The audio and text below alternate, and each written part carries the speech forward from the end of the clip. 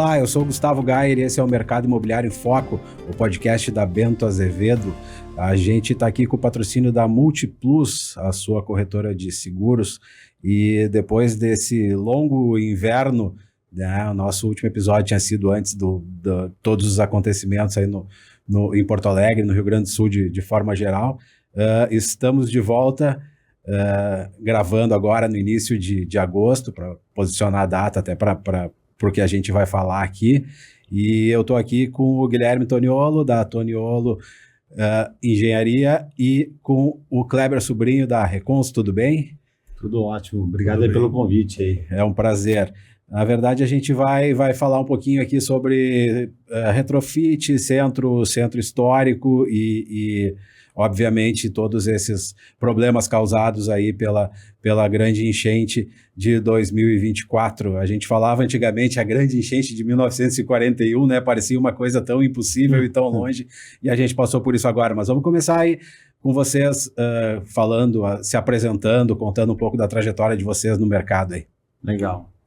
Obrigado pelo convite, Gustavo. Muito legal poder falar um pouco do que a gente está fazendo aqui no centro. E eu que vim parar no Centro Histórico por uma questão de sobrevivência. Atuava no mercado imobiliário já e queria empreender. E na região onde eu atuo, a única região onde não tinha uma franquia ainda era no centro, porque ninguém queria. Eu acho que tem essa questão justamente de a gente olhar para o mercado imobiliário para o lado da cidade alta, né? Então, naturalmente, Porto Alegre cresceu para o lado, aí subindo a Independência, indo bairro Bela Vista, e o centro, até para um movimento cíclico, natural, ele acabou ficando esquecido. Só que quando eu, estudando o mercado e vendo e percebendo o movimento que tinha, eu sempre percebia que era um bairro que tinha muito volume de negócio. E aí eu apostei justamente de vir para cá, vim para o Centro Histórico para me empreender, mas eu percebi que tinha um estigma muito grande sobre a região do centro, né? A gente, além da questão das pessoas, famílias não querendo morar no centro, tinha também uma questão há 11 anos atrás, muito latente, que era a questão de insegurança.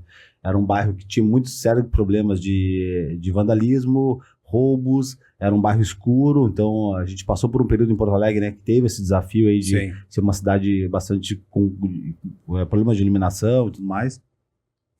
E eu, na tentativa de sobrevivência ali no bairro, né?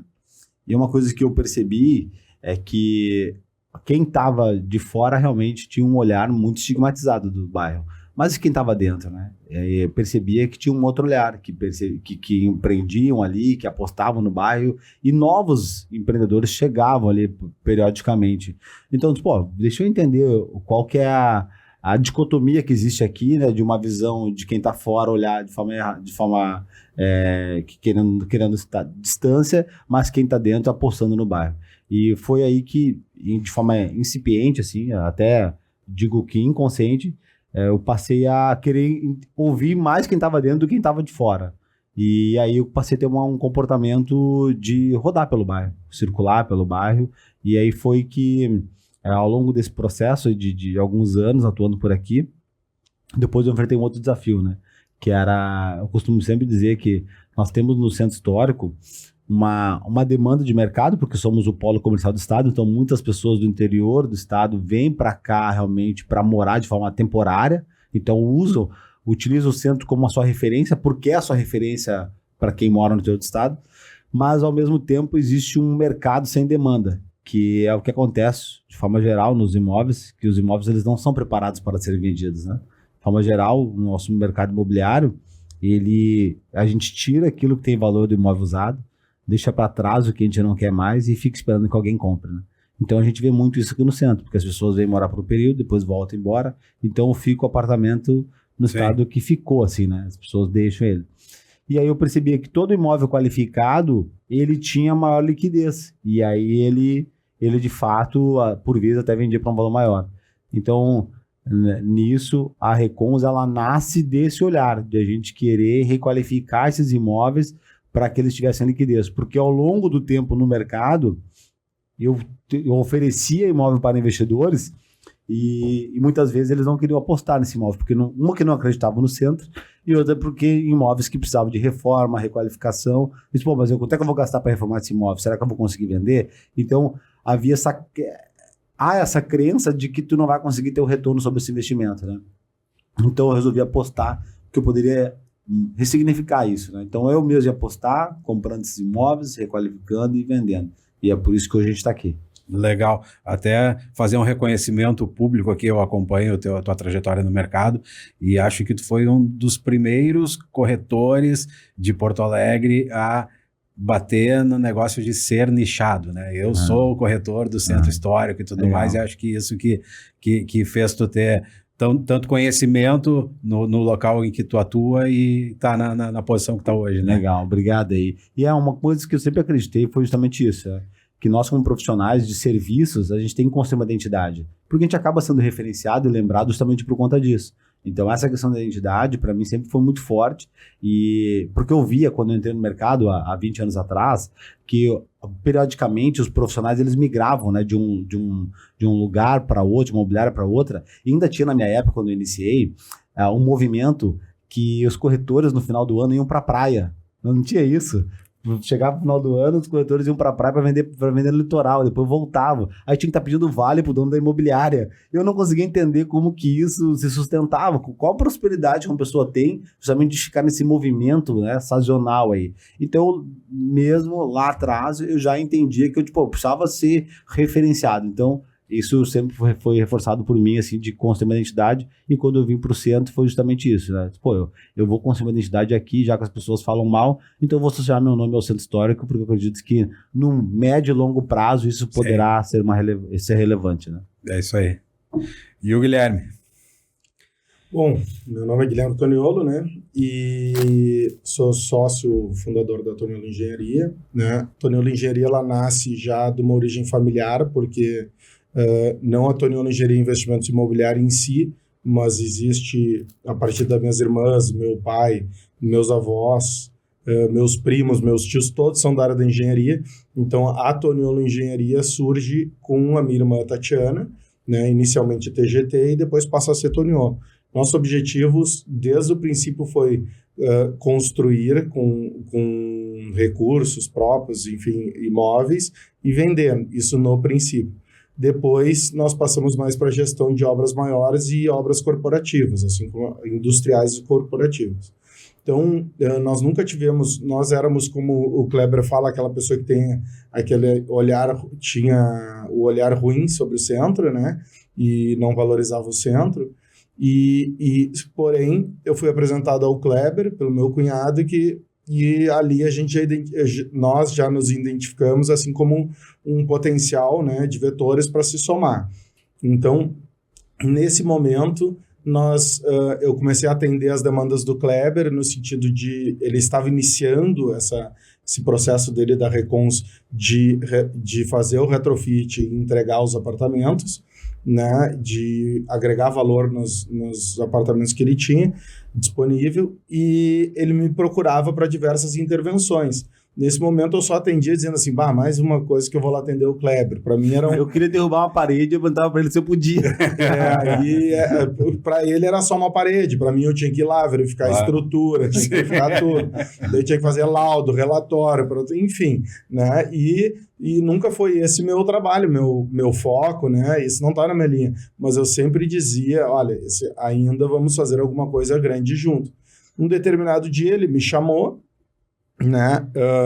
Eu estava fazendo condomínios, fazendo outros empreendimentos, né? Prédios, estava fazendo um prédio em Deus, a Toniolo já estava bem focada naquilo que sempre foi nosso objetivo, que é incorporar, construir, fazer gestão de obra, e ele me chamou e disse, Toniolo, preciso olhar um prédio, e eu, vamos lá olhar esse prédio. Olhei o prédio, ele perguntou o que tu achou da estrutura, o que tu achou da localização, achei fantástico esse prédio, né? E aí surgiu a ideia, vamos montar um projeto em cima disso e vender para outras pessoas, né? Daí, enfim, aconteceu bastante coisa nesse período, veio o Covid, né? Eu peguei Covid, fiquei mal do Covid, enfim, nós oferecemos para outras pessoas o empreendimento, mas decidimos, mais por um impulso do Kleber ali, de iniciarmos o processo de retrofit naquele prédio ali e fazer a venda, né? Acho que o Kleber pode falar melhor a respeito disso, né? Mas a Toniolo, o foco dela sempre foi gestão e gerenciamento de obra. né? Nós fizemos obras para o internacional, fizemos obras, indústrias, fábricas e, enfim, prédios residenciais, sempre na área de incorporação e gestão de obra. Mas daí surgiu essa parceria, essa oportunidade com o Kleber aqui no Centro Histórico, que realmente derrubou todos os preconceitos, e hoje realmente eu acredito muito no Centro Histórico. A Toniolo está bem focada no Centro Histórico, com Montou escritório aqui no centro já. Tá alocado aqui. Montamos o escritório no centro, porque realmente a gente está com esse foco hoje de renovar o centro. Claro que nesse período, né, surgiram vários movimentos da prefeitura, né, e da sociedade em volta do centro. Sim. Foi valorização valorização dos eixos do centro, valorização da orla do Guaíba, e vários fatores aconteceram nesse período. Mas nós iniciamos antes disso, nós realmente acreditávamos que era possível. O que a gente percebia, assim, comentava bastante com o Guilherme, né? O Guilherme com essa visão do gerenciamento, essa expertise e habilitação também técnica, né? E eu com uma visão de mercado, sempre estudando o mercado. Isso foi me empoderando, porque eu percebia um ambiente realmente de renovação e um ambiente para resgatar realmente o centro histórico, tá? Então, aí quando a gente confrontava com os números de resultado do bairro, percebia também que, eles podem falar mal do centro, mas não pode negar o resultado que ele tem anualmente, historicamente, todos os anos, de ser um bairro que mais vende em volume de unidades. Então, a gente precisa ainda furar a bolha da questão de novos projetos, de valorização do metro quadrado, que ainda tem essa dicotomia em comparação a outros bairros. Talvez isso realmente faça com que afugente a incorporadora, porque quando ela planilha isso e vê, vou investir 10 milhões aqui, vou botar 10 milhões em outro bairro, o retorno sobre esse investimento vai ser maior. Então, isso faz com que realmente... Mas alguém tem que tomar esse partido e dar esse pontapé inicial para ressignificar esse olhar. Então, o pontapé inicial, obviamente, que partiu de uma visão municipal, estadual, desse resgate. E a gente estando aqui, a gente percebeu, tem uma janela de oportunidade aí. Então, e quando a gente olha realmente para a questão de urbanismo, olha para outros centros urbanos, seja do Brasil, seja fora, no mundo, a gente percebe que esses movimentos eles são cíclicos, né? Regiões dos centros, elas deixam de ser valorizadas para que novos centros urbanos sejam criados nas cidades. Então, isso não é inventar roda. Quando a gente olha para isso, algum momento o centro vai virar. Então, isso foi uma coisa que eu acreditei no passado, de que, olha, em algum momento o centro vai virar. Não é possível que o polo comercial do estado do Rio Grande do Sul, um lugar que circulam milhares de pessoas diariamente, que tem essa referência, não tem como não voltar a isso. E uma coisa que me chamou muita atenção, quando lá atrás, no início, ainda na fase de sobrevivência do centro, que eu percebia, mas tem algo aqui que eu preciso desmistificar para as pessoas, era justamente quando eu comecei a circular pelo bairro e perceber o que tinha no centro. Então, um dos primeiros movimentos que eu fiz foi justamente o Centro Histórico Tem. Então, a gente sempre ficava, o bairro Bela Vista, Moinhos e os bairros mais nobres, porque ia lá para uma alimentação, ia lá para comprar alguma coisa, consumir algo. Mas aqui no centro tinha restaurante que pessoas famosas vinham para almoçar, porque tinha um chefe conhecido no Brasil todo aqui, que era, por exemplo, o Marcelo da Schambeck, do Del Barbieri, na época, no Jerônimo Coelho. Então, o Tite, quando via Porto Alegre, ele ia pro Del Barbieri no Centro Histórico, né? Então, a Angélica fez um programa uma vez que fechou o Del Barbieri para entrevistar o cara. Então, mas tem alguma coisa aqui que eu preciso de justamente desmistificar isso para as pessoas, né? Porque daqui a pouco elas nem sabem disso. Então, foi um dos principais momentos que eu fiz, assim, lá atrás. A gente fez, inclusive, algumas ações para falar dos pontos turísticos. Tinha também um movimento de passeios a pé pelo centro histórico, de bicicleta. Então, eu passei a realmente querer demonstrar isso. Então, esse empoderamento de querer justamente desmistificar isso foi também me mostrando que havia realmente um movimento também macro de querer resgatar o centro. Então, nessa troca nossa, isso foi me empoderando de, cara, a gente precisa fazer algo para ser relevante aqui. E essa virada nossa para o prédio foi justamente isso. Quando eu reformava apartamentos, que eu comprava, reformava, vendia, reformar da porta para dentro, tu não gera um impacto no macro, né? Tu gera um impacto ali, num único imóvel. Sim, na tua unidade, né? E a gente não conseguia transmitir uma identidade maior, né? Porque a gente ficava restrito àquele apartamento de 30 metros, 40 metros, 50 metros quadrados. Então, para a gente, a minha visão foi, para a gente ser relevante no bairro e querer realmente mudar esse olhar que as pessoas têm, a gente precisa mudar um prédio, a gente precisa mudar um contexto de uma quadra, de uma rua. E tanto é que mesmo lá quando eu fazia a reforma de apartamentos, eu sempre reservava um percentual dessas reformas para alguma intervenção externa. Então, por vezes, eu pintei corredor, mudei uma iluminação, fazia uma intervenção para agregar valor ao próprio condomínio. Mas ainda era muito pequeno, né? Para poder gerar um impacto no bairro. Então, chegarmos nesse primeiro projeto nosso, que foi o Cais Rooftop, nesse retrofit, foi isso. Foi realmente gerar um impacto maior, que fosse relevante, que pudesse, de alguma maneira, criar um movimento de resgate do centro histórico. Certo. Tu falou que tu reformava os apartamentos pequenos, enfim, e tudo mais, e para o Cais Rooftop tu cita retrofit. A pergunta, qual a diferença de reforma para retrofit? A gente encara... Pode falar? Fica à vontade aí. Não, chega... Olha, o retrofit, na nossa leitura, tá? Ele também é uma reforma, tá? Só que ele acaba justamente ressignificando toda a identidade daquele imóvel e trazendo ele outros elementos, como questão de tecnologia. Ele vai realmente a fundo ali. Ele olha para a história, né? Para o que já está ali, o existente, mas ao mesmo tempo ele traça para o momento atual e até mesmo para uma vida próspera aí, que é justamente olhar para isso, requalificar todo imóvel, trazer elementos novos. Então, ter o existente como seu aliado e trazer o que tem de novo e de moderno para poder justamente fazer esse mix, né, entre o antigo e o moderno. Assim. A gente, daí do ponto de vista mais técnico, né, eu costumo dizer para as pessoas que a diferença entre o retrofit e a reforma é que nós mudamos, no retrofit a gente aproveita basicamente a estrutura e alguns fechamentos de alvenaria e revestimentos. Porque toda a infraestrutura ela é feita nova. Toda a adequação para a legislação atual ela é feita nova. Nós tivemos, por exemplo, no Cais Rooftop, e nós teremos no Cais Fratelli, que é um empreendimento ao lado, né?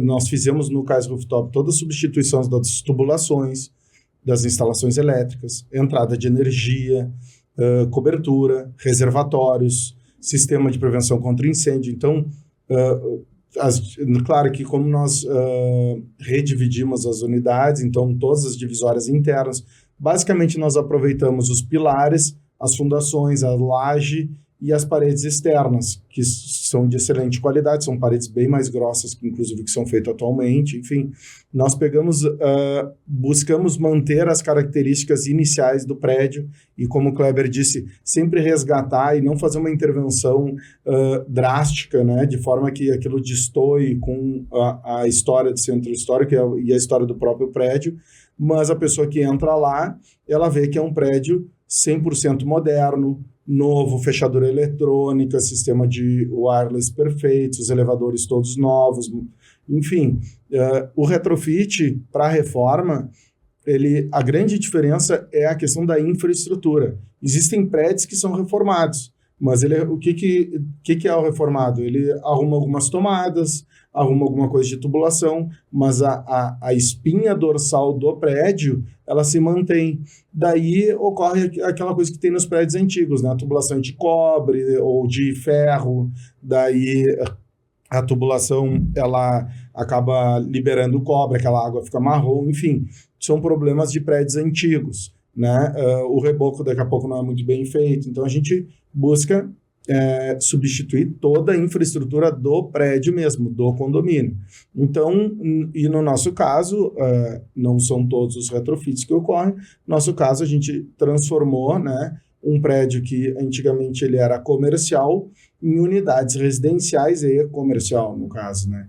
Então, mas isso não é obrigatoriamente um dos requisitos para ser retrofit. Sim. O que eu vejo como retrofit mesmo é a questão de fazer toda a parte de infraestrutura nova e modernizar ela, né? Isso como a parte técnica. É um prédio novo. De fato, o que a gente fez ali é um prédio novo e as intervenções que foram feitas é para realmente trazer prosperidade para esse edifício, dando ele uma segunda chance aí, né? Ele já tem muitos anos esse edifício, né? Ele é de 83 anos. 64. Não, 46. 46, perfeito. Ele é de 46, esse edifício, e eu acho que mais 100 anos fácil ele dura, né? Com as intervenções que a gente fez. E é importante colocar que a gente busca não descaracterizar. Por exemplo, as esquadrias, elas têm a mesma configuração original, porém elas eram de madeira, estavam todas podres, nós trocamos para o sistema PVC, vidro duplo, isolamento acústico perfeito, né? Que o centro exige esse isolamento acústico. Sim. E tu falou do prédio comercial virar residencial nesse caso.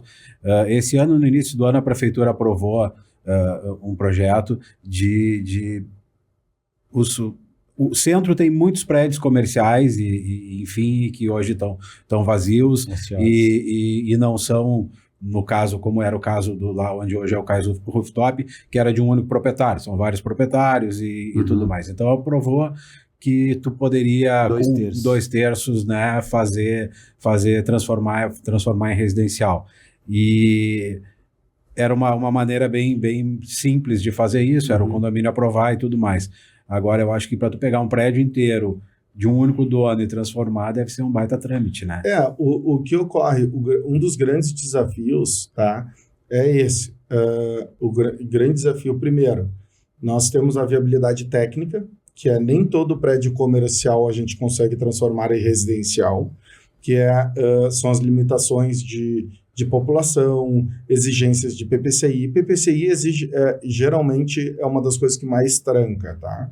Então, nesse quesito, PPCI, até o próprio plano diretor, mesmo estando facilitado, ele às vezes restringe bastante, né? Enfim, essa primeira etapa é a técnica, a segunda é a financeira. Por quê? Quando tu começa a fazer o cálculo, né, da viabilidade, a gente encontra bastante limitadores por duas situações. Quando é multidonos, assim, quando tem mais do que um dono, né, primeiro tem que chegar num consenso de valor pelo prédio. Sim.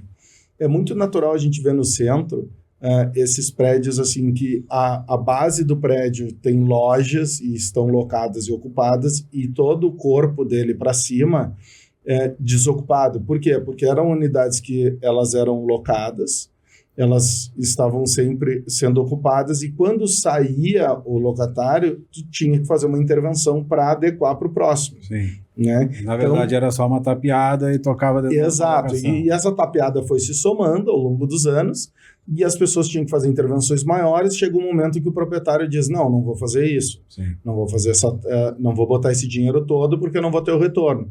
É melhor deixar vazio.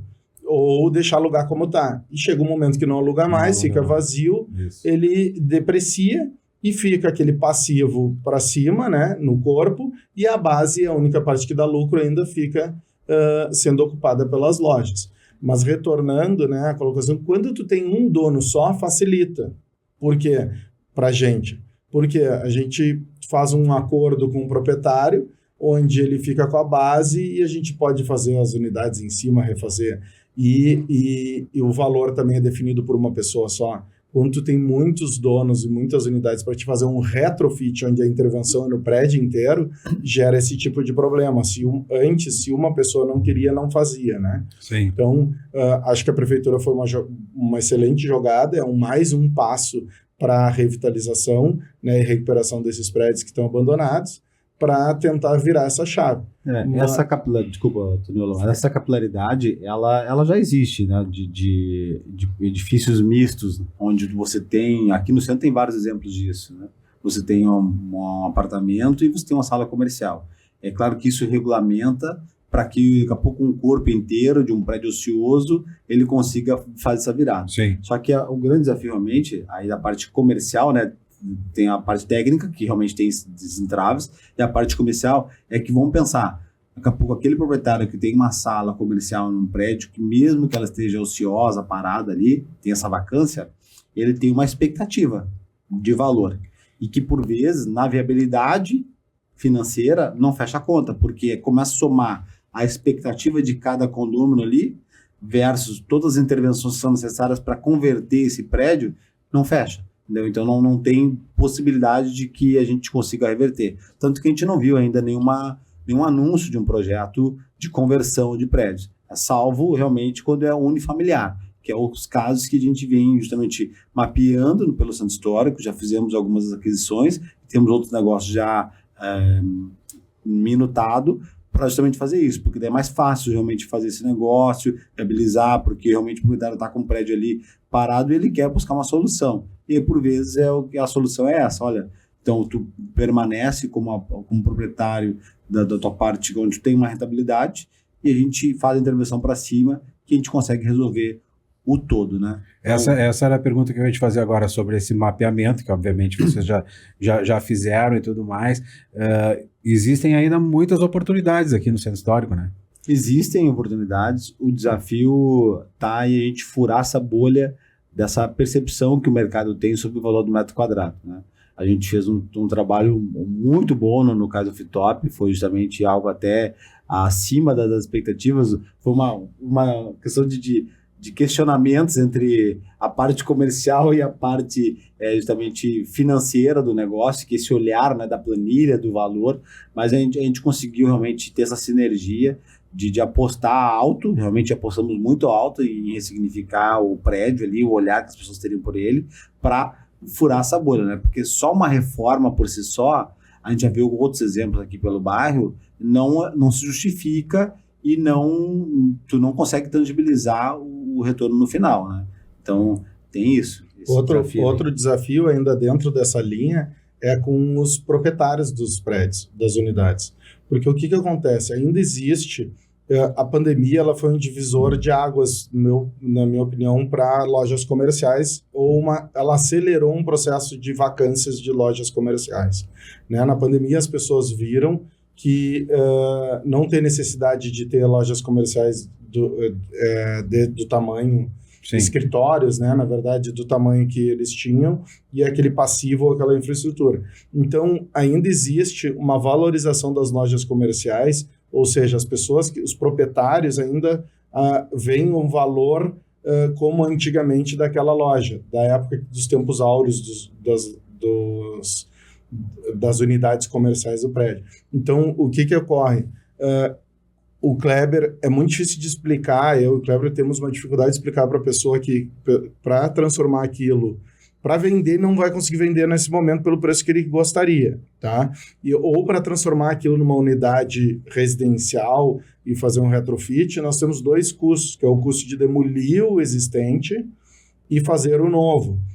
Então, esse custo, esse valor, eles não conseguem entender, né, no processo. E também a pessoa, geralmente existe o conflito entre a minha vale mais, a minha vale menos. Entende? Então, esse é um dos grandes desafios, não só o mercado na compra, e sim tu conseguir fazer essa negociação com a pessoa que ela enxergue que o negócio dele não vale mais como na época valeu, já teve o propósito dele, e agora ele tem que ser transformado, adequando, né, para a nova realidade. Né? Sim. E existe algum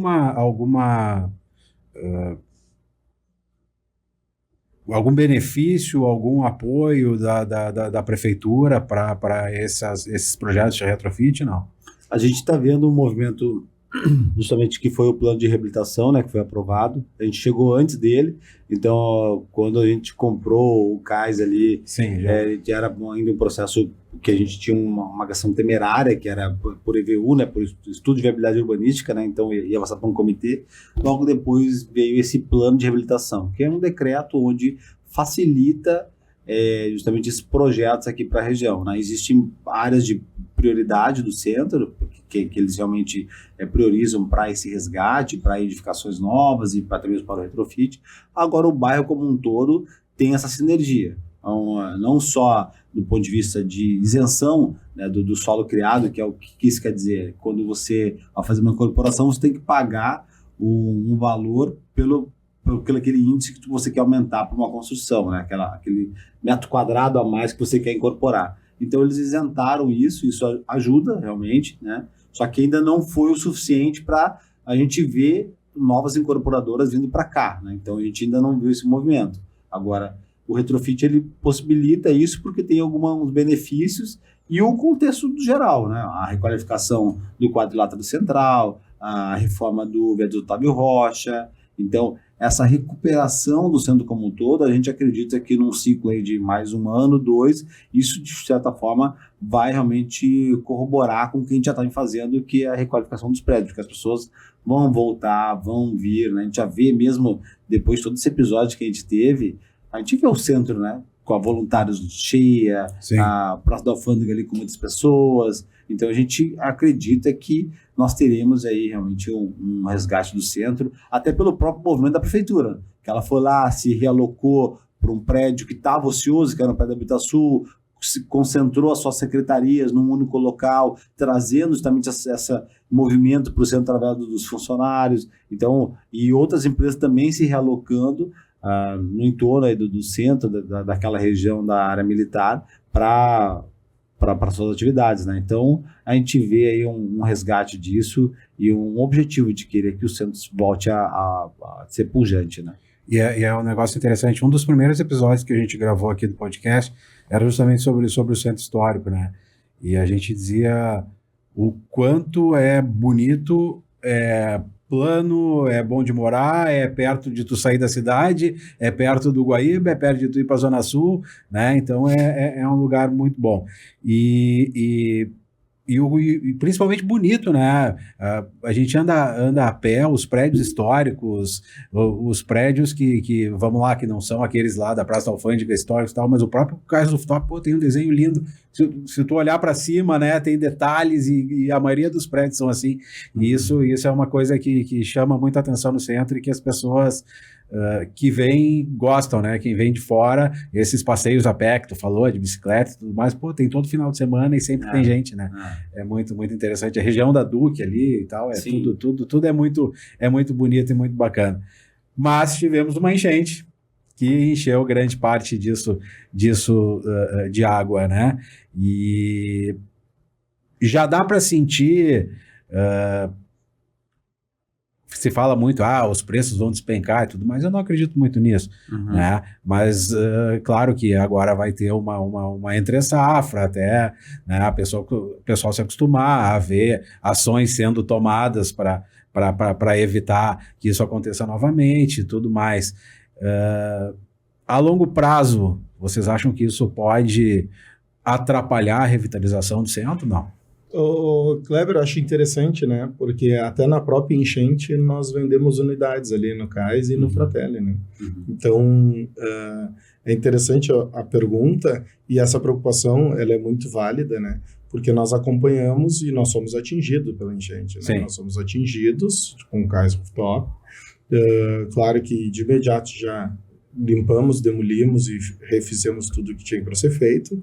Tivemos um prejuízo, sim, mas em momento algum nós botamos em xeque os nossos empreendimentos, os nossos negócios. Tanto que a gente tem outro ao lado, que é o Cais Fratelli, que a gente chama, né, que é um irmão gêmeo do Cais Rooftop. Ele foi construído na mesma época, pela mesma construtora, e, enfim, mesmo projeto. Então, vai ficar bem lindo ver os dois prédios prontos. Quando estiverem prontos, a gente manda a foto para vocês. Eu convidado lá a visitar também, mas em momento algum ficou em xeque a questão do centro histórico.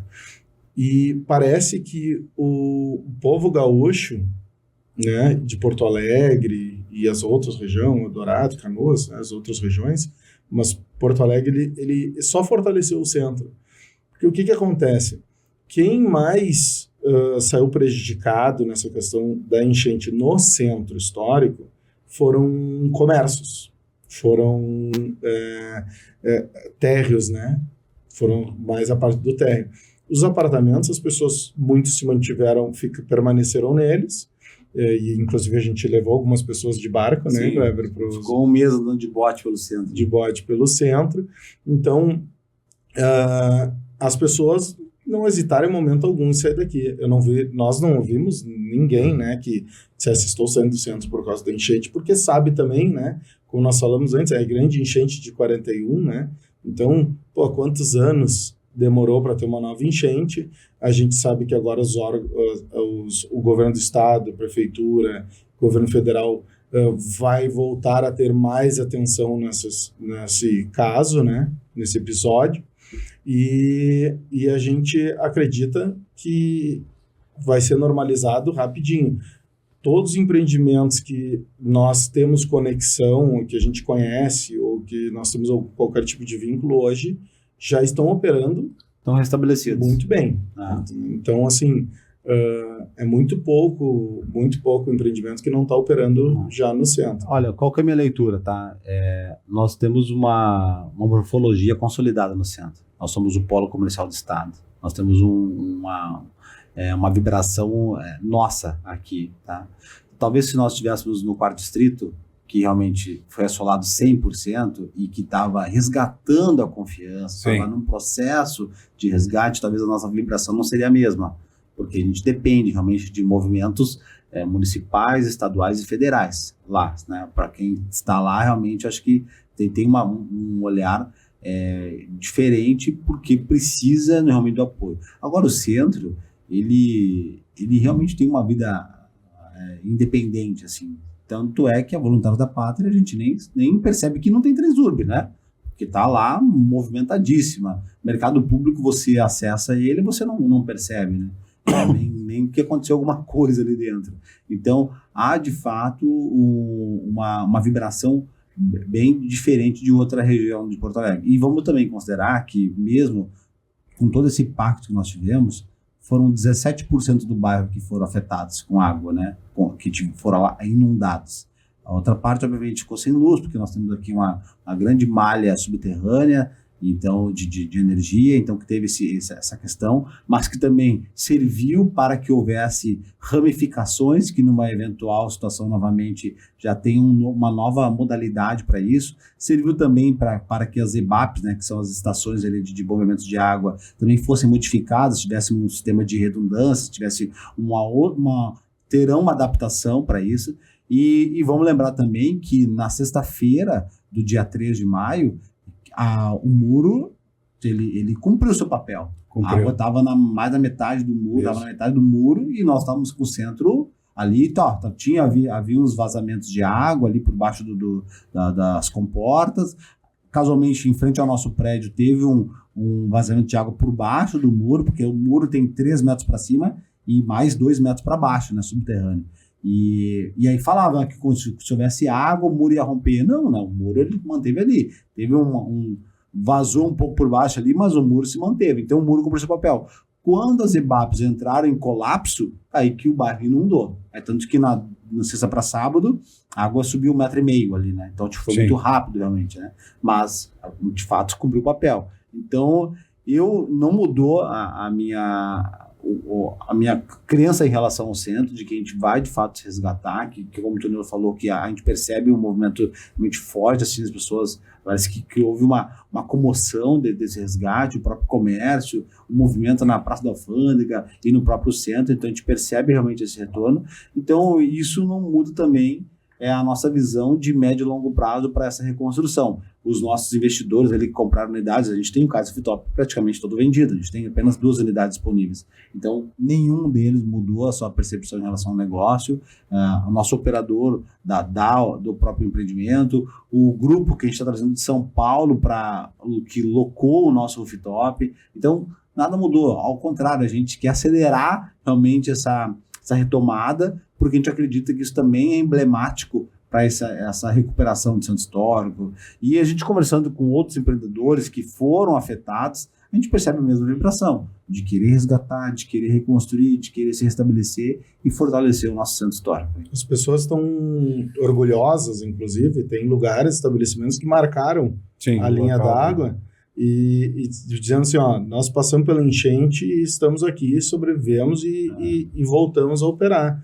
Nós não fomos vencidos por uma simples enchente. Então, no dia que ocorreu é importante isso que o Kleber falou, do muro ter funcionado e cumprido o papel. Porque eu era um defensor de baixar o muro, entende? De tirar daqui a pouco. Eu nunca pensei em tirar o muro, tá? Eu sempre dizia, não, vamos daqui a pouco baixar ele para 1 metro e fazer um sistema de 1,5 metro, fazer um sistema que a pessoa possa passar de um lado para o outro, daqui a pouco rampas, escadas, enfim. Eu ainda acho que possa ser pensado alguma coisa nesse sentido ou algum sistema nesse sentido. Mas é fundamental colocar que o muro cumpriu o papel. Eu estava lá quando as bombas pararam de funcionar. Eu fui caminhando até o sistema de bombeamento, e eu não me lembro a rua que é. Tem duas, né? Aquela ali mais próxima, enfim, do gasômetro. E quando ela parou de funcionar, eu vi a água subindo enchendo os bueiros e subindo, enchendo. Então eu fui caminhando e a água foi me acompanhando, entende? Então ali eu vi, esse sistema de bombeamento funciona mesmo, funciona muito bem. Ele pegava toda a água que entrava pelo muro, pelas comportas, e jogava de volta. Caía no bueiro e jogava de volta. Então, infelizmente, ocorreu tudo o que aconteceu, né? Acho que os responsáveis têm que ser apurados, enfim. Eu não acredito numa responsabilidade imediata da prefeitura ou do governo do estado. Não estou aqui para tomar partido por ninguém, mas eu acredito que isso é uma construção uma desconstrução, no caso, das defesas de Porto Alegre, que vem sendo desconstruída ao longo dos anos, né? E ninguém acreditava, inclusive eu. Então, assim, que pudesse vir a acontecer alguma coisa semelhante, né? Hoje nós estamos aí na luta para o desassoreamento do Guaíba, nós temos vários baixios lá, né? Vários novos bancos de areia, né? Aquela famosa ilha que estão falando lá, nova, né? Enfim, acho que isso tem que ser urgente, né, tratado, mas eu vou deixar para especialistas, né? Inclusive, saiu uma reportagem, uma matéria que eu fiz tratando sobre isso, né? Uma matéria de opinião falando sobre isso. Eu acredito que tem que ser feito um trabalho multidisciplinar, não só de engenheiros, não só de biólogos, não só, né, de oceanógrafos, enfim, todos envolvidos para debater, discutir e ver como resolver o problema. Mas, eu volto a dizer que eu acredito que esse problema ele tem uma origem muito maior do que Porto Alegre, né? Porque a gente fala muito Porto Alegre, mas toda a grande Porto Alegre, Lajeado, Eldorado, Canoas, todo mundo foi afetado. Então não vamos esperar 50 anos para ver acontecer tudo isso de novo, né? Vamos nos prevenir, né? Gustavo, é claro que tem uma questão...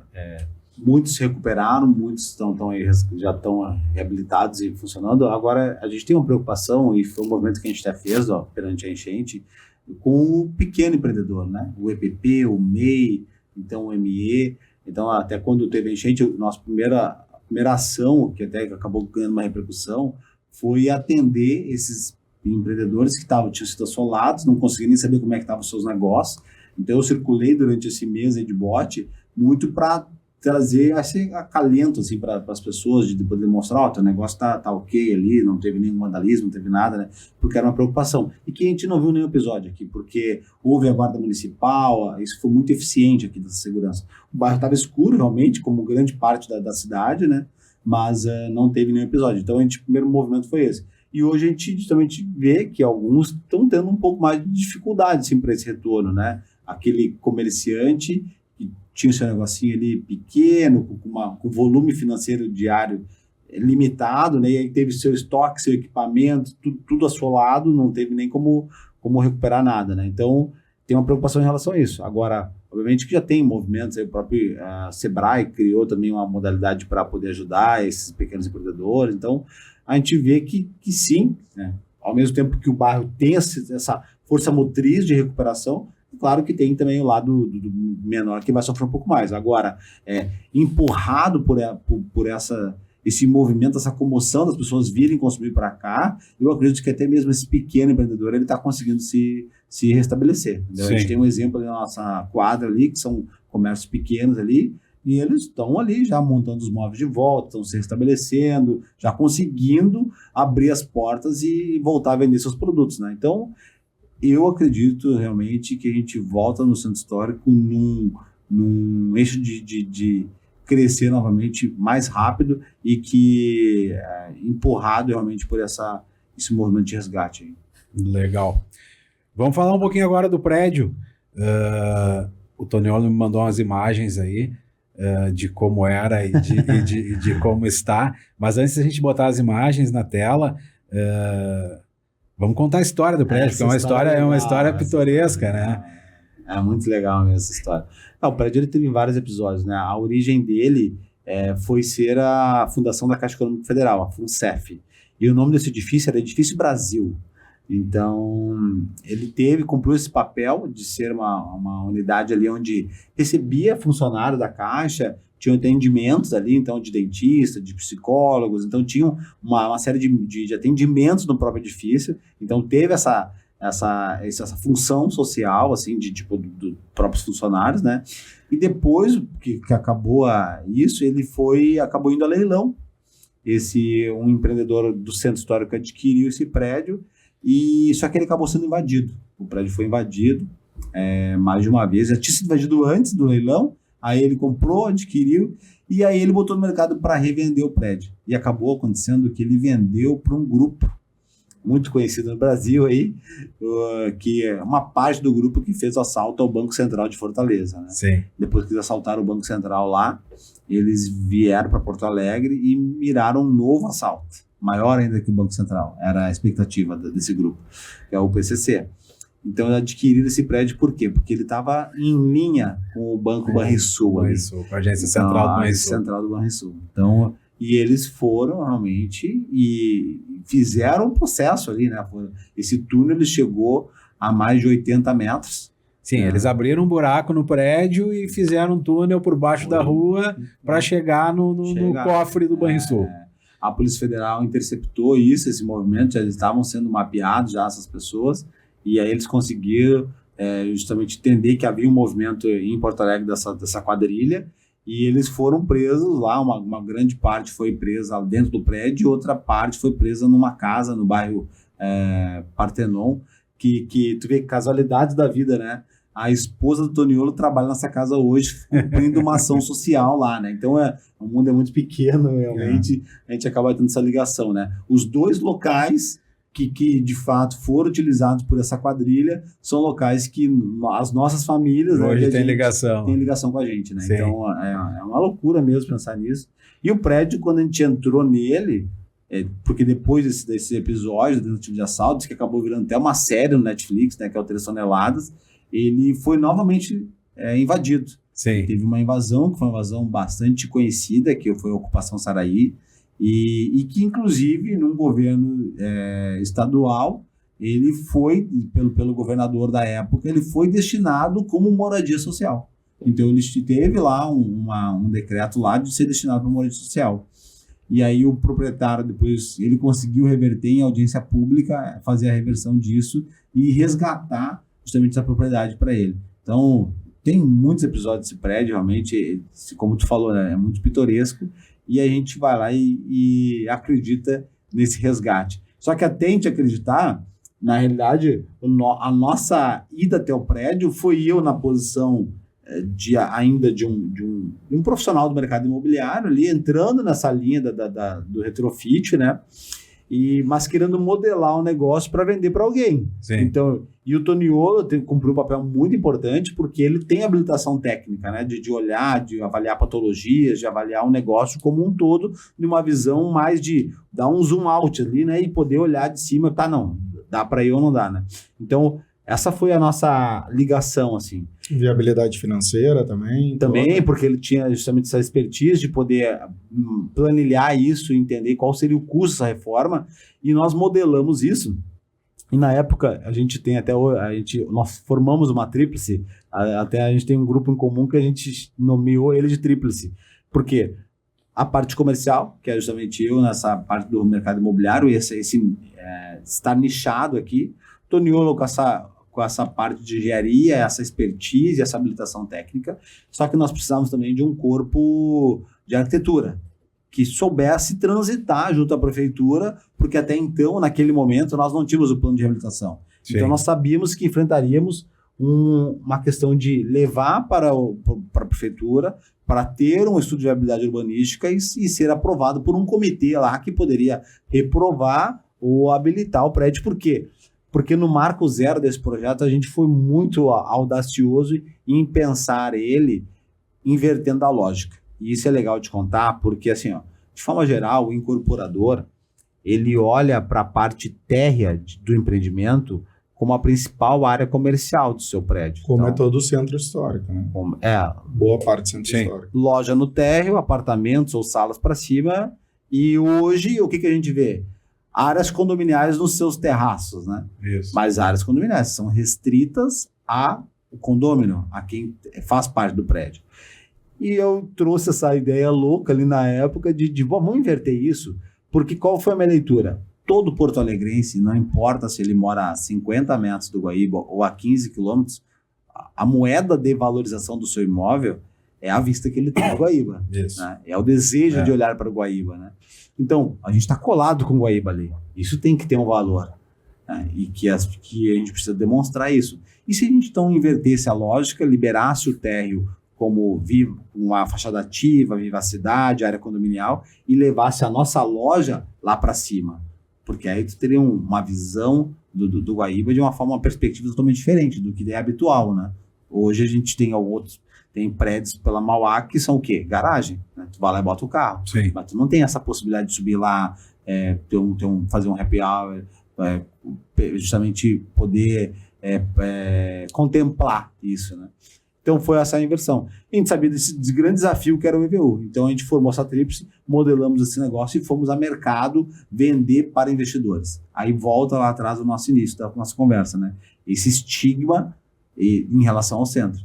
A gente bateu na trave com vários investidores que tinham condições de comprar o prédio e deixar ali, por mais anos ali. Então, ou financiar a obra também, que era o objetivo. Financiar, né, a obra. Sim. Né?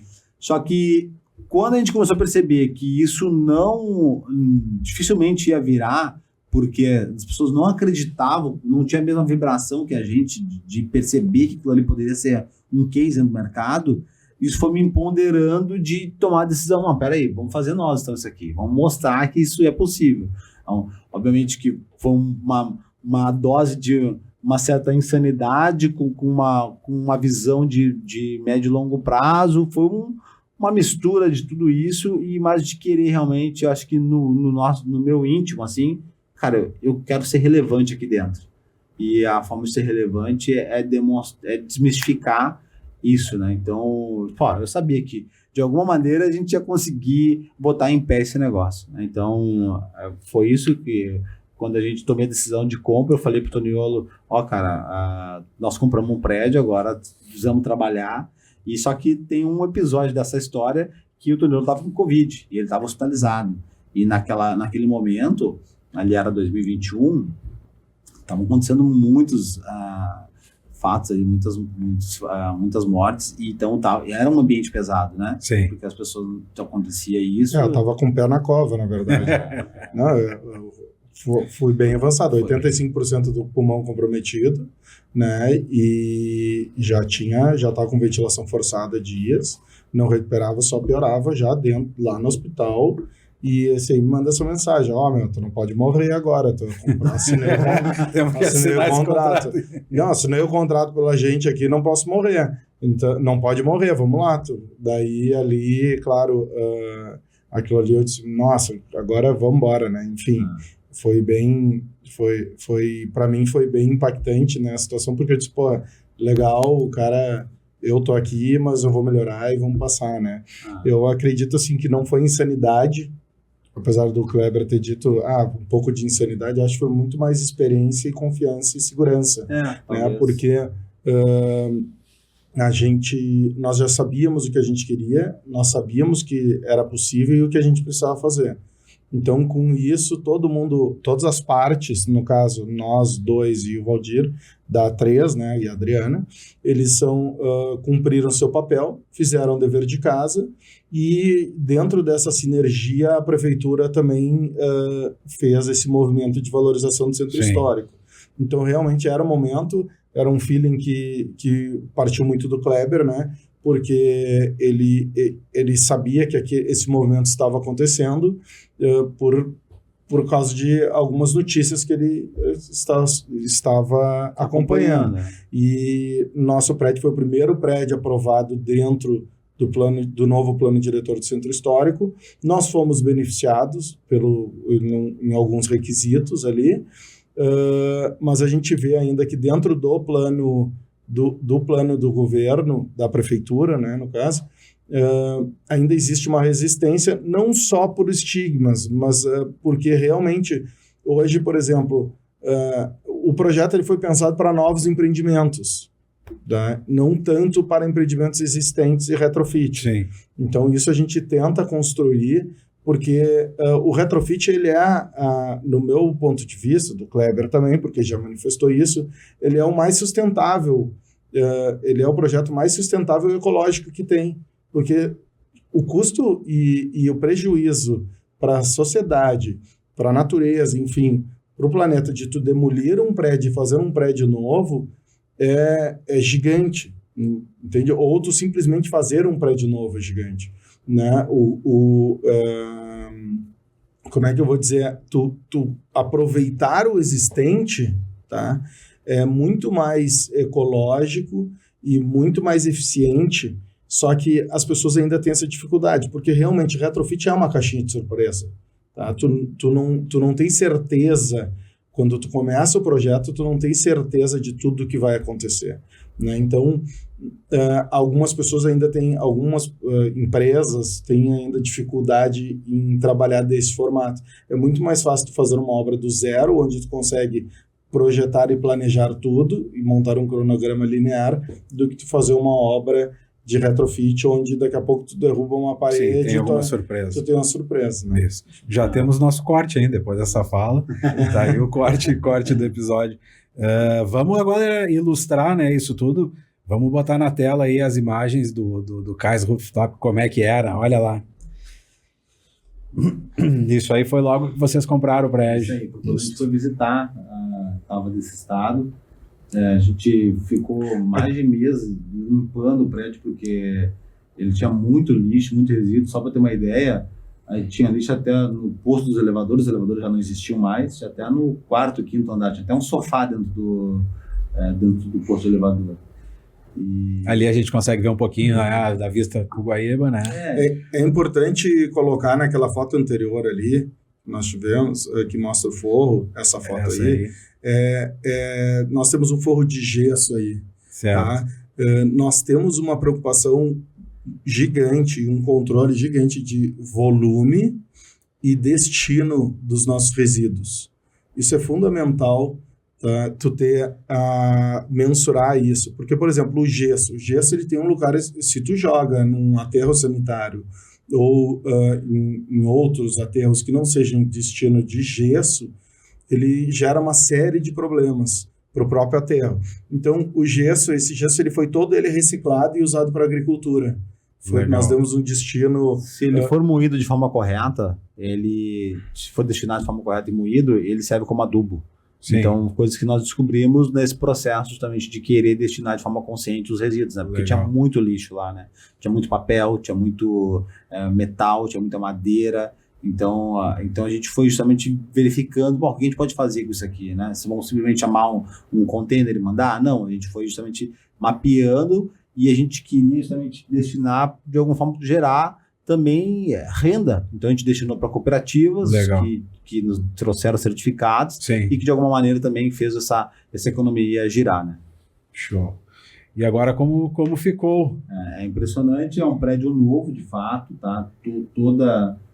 Foi tudo feito do zero, as computabilizações de dormitório ali, do banheiro.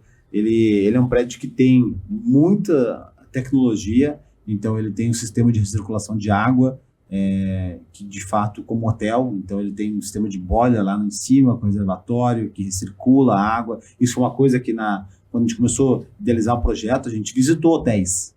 Sim. Porque a gente já mirava o que a gente queria. A gente queria realmente um prédio que fosse um ativo no mercado imobiliário e que todos os apartamentos fossem entregues mobiliados. Então a gente começou a modelar e a modelagem utilizada na nossa leitura foi a modelagem de hotel. Então a gente foi justamente atrás de exemplares disso para entender como é que era sistema de captação de água, ou se tinha sistema de placas solares, ou sistema de aquecimento, se era elétrico, se era gás. Então tudo isso foi através do Toniolo, essa expertise, e que justamente foi muito importante para a gente poder pensar no negócio como um todo. Certo. Nós fizemos essa pesquisa de mercado e nós buscamos sempre aliar, né, a eficiência, né? Hoje nós temos um sistema de aquecimento solar para aquecimento d'água com apoio elétrico ou apoio a gás. Daí o que for mais eficiente, no caso, é utilizado. Hoje em dia também existe sistema de compra de energia, né, para empreendimentos inteiros. Daqui a pouco eles podem, a operação pode buscar uma compra de energia mais barata, né, e resolver utilizar o sistema de apoio elétrico, né. Então, foi pensado bastante como hotelaria e também na questão de eficiência e viabilidade econômica. Hoje, se tu abre o chuveiro no cais, a água já sai quente logo depois. Se tu bota um sistema de aquecimento individual, tu tem que esperar a água correr, ela corre, né? Como em muitas casas, aquela água fria é desperdiçada, chega a água quente e tu começa a tomar banho, né? Então, tu tem um desperdício de água muito grande, então na operação, somado isso, é um prejuízo bem considerável. Acho que foram vários pensamentos. Foi vários pensamentos em relação a isso. Como transformar o prédio em um ativo imobiliário? Tu tem que justamente pensar nos passivos que um negócio tem. Então, a questão de água, de energia, também de internet, o custo para poder ter internet. 48 apartamentos, 48 contratações de internet. Então, no final do dia, a rentabilidade do investidor, ela diminui. Se a gente consegue fazer uma contratação única, onde tenha apenas um link ali dedicado, a gente, além de melhorar a experiência de quem ficará lá, a gente também diminui esse passivo aí para o todo, né? Porque o foco realmente é a rentabilidade. E é isso que a gente vê pouco no mercado, porque, de forma geral, a gente vê incorporadores fazendo prédios para vender de forma capilarizada, com maior valor agregado, só que com a expectativa de que o cara que está comprando ele vai ter uma alta rentabilidade, só que não é o que a gente vê. A gente vê esse comprador recebendo uma chave de um imóvel desocupado, que ele depois tem que ir atrás de imobiliar, aí cada um faz do seu jeito, porque cada um tem uma visão em relação a isso, e aí tu não consegue ver o reflexo na ponta de a pessoa conseguir auferir aquela expectativa que foi vendida para ela lá atrás, né? Então, aí a gente vê um monte de imóvel, um prédio, um monte de imóveis de um edifício que tinham lá aquela venda que teria uma alta rentabilidade, mas, por vezes, uns desocupados, outros à venda, um cara mobiliou com os móveis que tinha em casa, outro cara fez mais do que deveria, porque ele botou muitos móveis e muita coisa que daí desenquadra daquela linha tênue que tem, também eu tenho que tomar esse cuidado, e uns locando por Airbnb, outros locando de forma convencional, então tu não tem uma sinergia do todo, e a gente mirou isso, por isso que nós não vendemos os apartamentos de forma capilarizada no mercado, a gente buscou investidores, porque a gente teria realmente um controle sobre esse case que a gente queria, que era de fato ter um ativo, e mais do que isso, a gente pensou na solução completa, esses 360 graus, vamos vender para investidores e vamos pensar também como que vai ser a curadoria dessa mobília. Não é cada um faz do seu jeito. Vamos trazer um player para cá, para que cuide disso, modele esse negócio, verifique qual é o melhor mobiliário para esse prédio aqui, a melhor forma de entregar ele e qual é o melhor gestor. Então, eu fui para São Paulo mais de uma vez atrás a conversar com os gestores de operações de short stay, né, que é essa alocação por temporada, para pensar quem que a gente plugaria no prédio. E a gente percebeu um movimento do grupo Atrio Manage, que é o terceiro maior operador de hotéis do Brasil, que é a Atrio, criando um braço para atender essa nova demanda do mercado, que é apartamentos autônomos. Então, tu tem um hotel, tu depende da parte de infraestrutura condominial do hotel, todo aquele passivo que um hotel tem, e tu tem prédios autônomos que você tem uma portaria virtual, você tem um mercado autônomo, você tem uma lavanderia Omo, tu tem espaços ali que você não depende de uma pessoa para te atender. Isso diminui o passivo, aumenta a rentabilidade do investidor.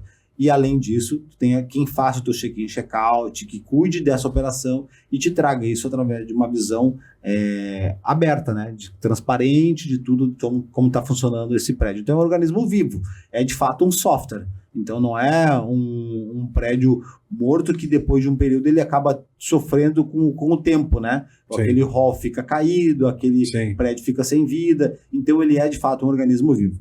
Então, a gente, de fato, optou pela XT porque a gente percebia que eles tinham um background já histórico da hoteleira, tinham essa expertise e estavam vindo ali com uma visão muito de longo prazo no mercado e que poderia nos agregar. E, de fato, nos ajudou muito porque acabou também trazendo investidores. Com o momento que a gente fechou com a XT, isso nos habilitou a realmente vender para investidores que investem em hotéis Ibis, Novotel, porque eles olharam com bons olhos o fato da XT estar no prédio. Isso acelerou o nosso processo de venda assim, das unidades, fez com que o negócio tivesse viabilidade.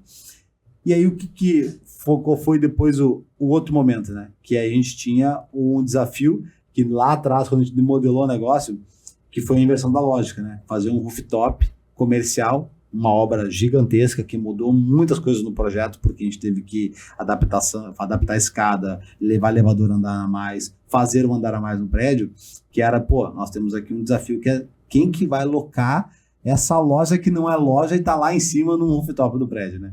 E aí foi uma questão interessante aí dessa história também, né?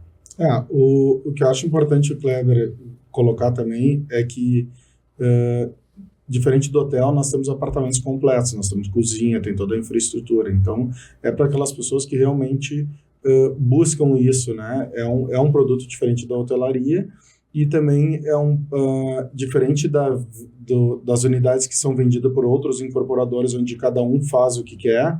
Nós buscamos essa operação, essa curadoria. O mobiliário a gente consegue implantar ele por um custo bem abaixo do que se a pessoa fosse produzir, porque a gente acaba fazendo em escala com esse parceiro. A gente faz toda a implantação, né, que não é fácil, né, e também não acontece ao longo do tempo, cada proprietário fazer intervenções nas suas unidades. Fica tudo sob gestão da operação, porque senão vai descaracterizando o empreendimento, não só o hall e a área de uso comum, né? O teto foi um grande desafio, o teto rooftop, no caso, que vai ter lá em cima no rooftop, foi um grande desafio porque nós tínhamos uma escada existente.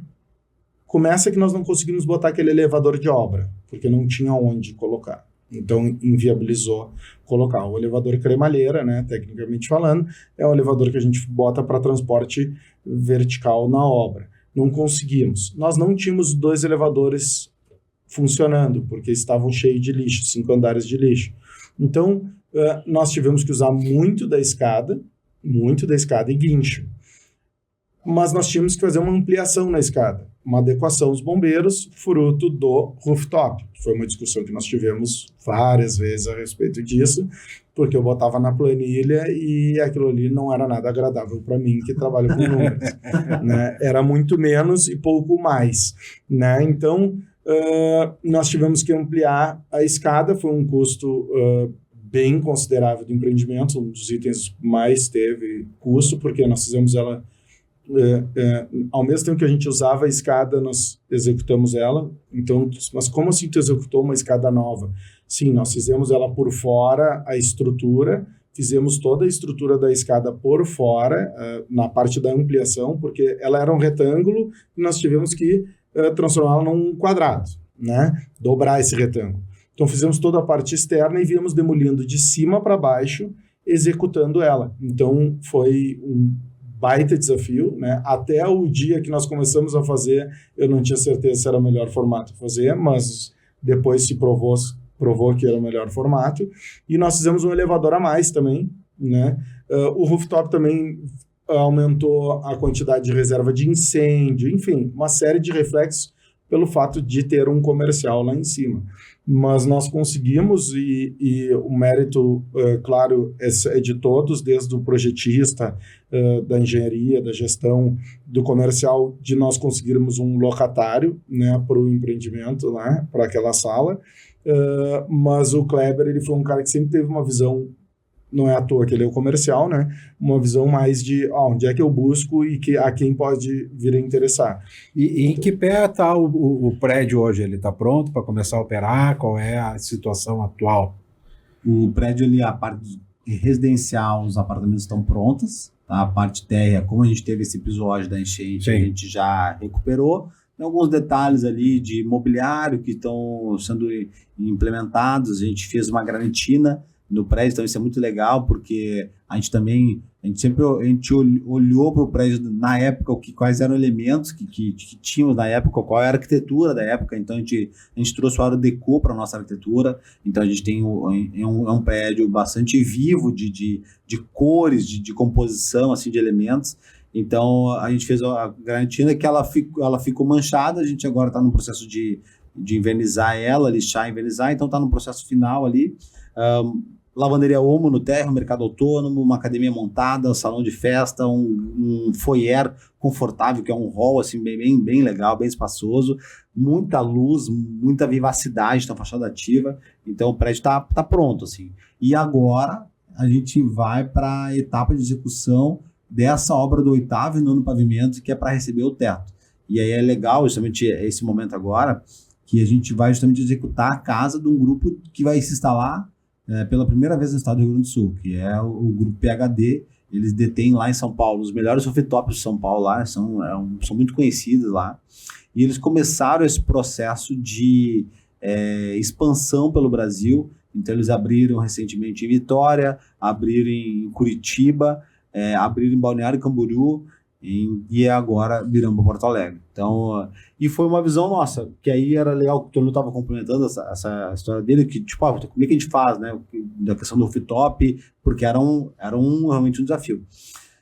Como a gente tem esse estigma de Porto Alegre, a gente conversou com vários players aqui, mas olhavam um certo receio, de forma temerária, assim, investimento ali, pois o centro, tudo. Aí a gente não pode ter essa visão míope, né? Esse negócio aqui, ele tem que ter uma visão. E a gente fez o dever de casa, a gente pensou realmente na operação. Foi legal nós termos conversado com players aqui de Porto Alegre, porque a gente foi também adaptando o nosso projeto, porque a gente mirou alto.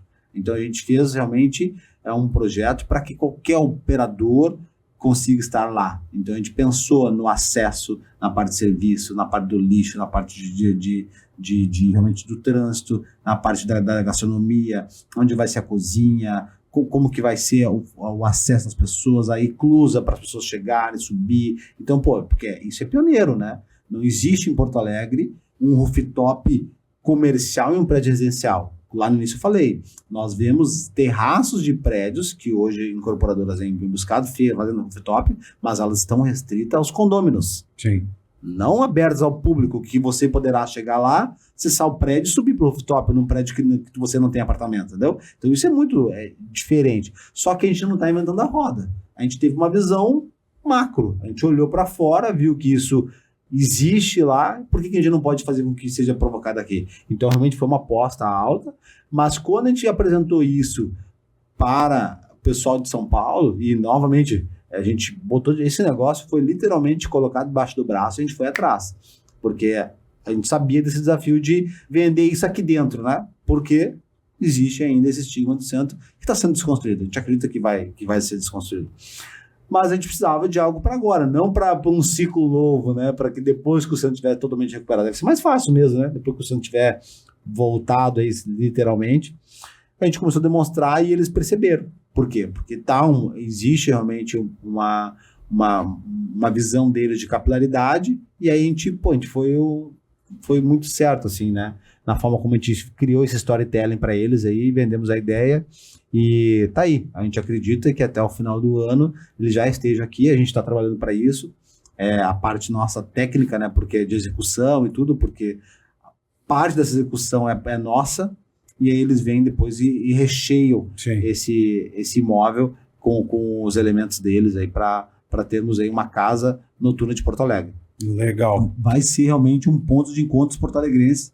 Vocês podem ter certeza que esse lugar dúvida, vai ser muito com falado. aquela localização, com aquela vista, não tem dúvida. E é legal falar do Teto, que eles trabalham muito corporativo, né? Muito evento corporativo. Então, as empresas que quiserem fazer eventos, por exemplo, corporativo, festa de final de ano, alguma coisa assim, ou o lançamento de um produto, a ideia é que faça ali.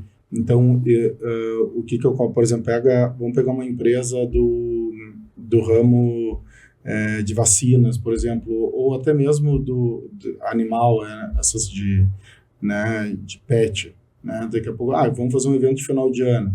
A empresa faz o evento ali, tem pessoas do interior, representantes e tal, já ficam no próprio prédio. E alimentam todo o negócio. Vamos pensar, tá? Tu vai fazer um evento, tu vai fazer para um salão, tá? Ou tu vai num salão que tem festa de criança, ou 15 anos ou um casamento, ou tu vai para o Leopoldo Juvenil ou para NTX.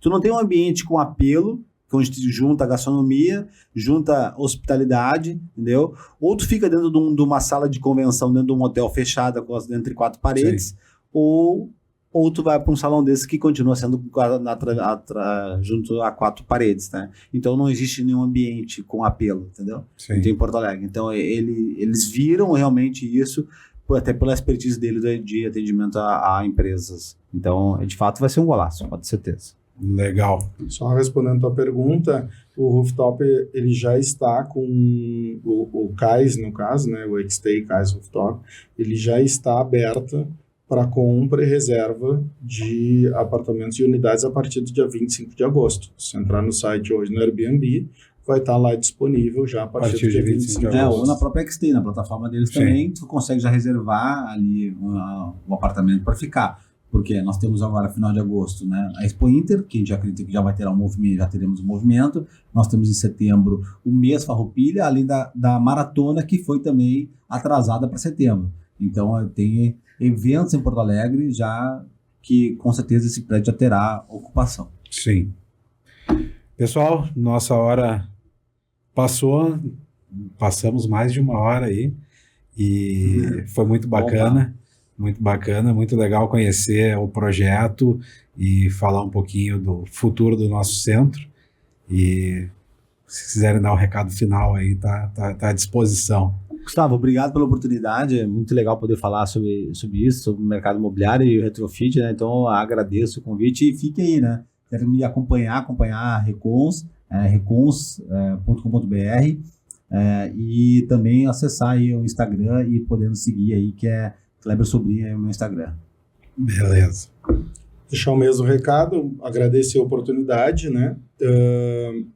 Quem quiser nos seguir no Instagram, Toniolo Engenharia. A gente convida vocês a seguir nossos projetos, nossos empreendimentos. Inclusive, nós estamos iniciando um novo empreendimento com a Recons, em parceria, que é o CAIS Fratelli, Sim. Ao lado do CAIS Rooftop, que esse nós ainda não lançamos de fato no mercado, apenas estamos trabalhando com alguns investidores que a gente já tem fidelizados, enfim, né? E teremos novas notícias aí. Legal, quando tiver perto do fim, voltamos aqui então. Boa. Valeu. Obrigado. Obrigado, até a próxima.